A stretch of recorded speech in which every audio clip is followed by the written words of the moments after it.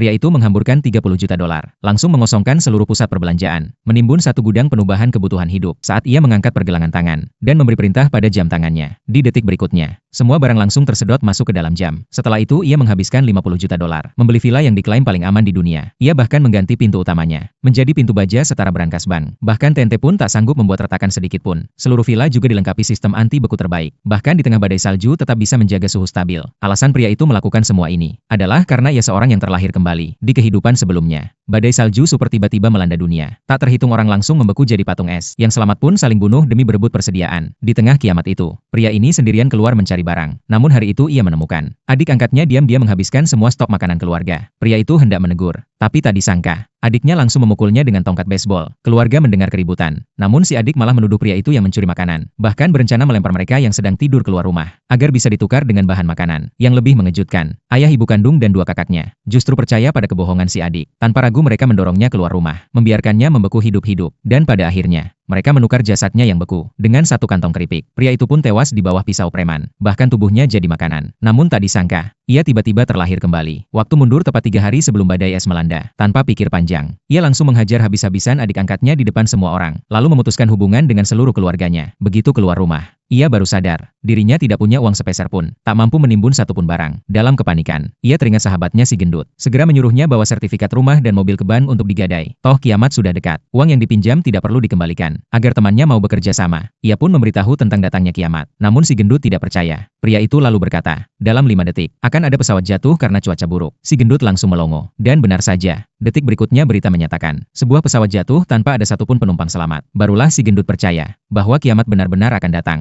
Ia pun setuju ke bank dan berhasil meminjam dana 1 miliar. Setelah itu, pria itu membawa si gendut ke kompleks villa mewah. Karena ia ingat, di kehidupan lalu, seorang miliarder pecinta survival membangun bunker teraman di sini. Pemilik villa pun dengan hati-hati menjelaskan semua fiturnya. Mulai dari pintu berlapis kode keamanan, bahkan bahan peledak pun tak bisa membukanya. Ia memerintahkan bawahannya untuk mendemonstrasikan. Dan benar saja, setelah ledakan, pintunya tetap utuh. Seluruh bahan bangunan villa mampu menahan gelombang kejut dan radiasi nuklir. Mereka bahkan bisa tinggal di sini selama 100 tahun tanpa masalah. Segala persediaan dan sistem pengawasan pun sudah siap. Tapi pria itu masih khawatir akan penyusup. Pemilik villa pun menunjukkan desain rahasia. Begitu ada penyusup melewati batas, sistem otomatis akan mengaktifkan dan langsung melempar orang itu keluar. Melihat semua itu, pria itu langsung menyewa tanpa ragu. Sang pemilik terkesan dengan kekayaannya, bahkan memberi satu pengawal pribadi sekaligus. Saat melihat pengawal wanita itu, pria itu langsung terpaku. Karena di kehidupan lalu, wanita ini dijuluki Dewi Perang dalam dunia kiamat. Setelah tempat perlindungan sudah siap, langkah selanjutnya adalah mengumpulkan persediaan. Karena waktu sangat terbatas, ia dan si gendut pergi ke supermarket grosir terbesar, langsung memborong semua barang di dalamnya. Tapi ia segera menyadari, jumlah barang terlalu banyak untuk disimpan. Tak sengaja ia menyentuh sebuah kardus. Jam tangannya tiba-tiba bersinar terang, dan dalam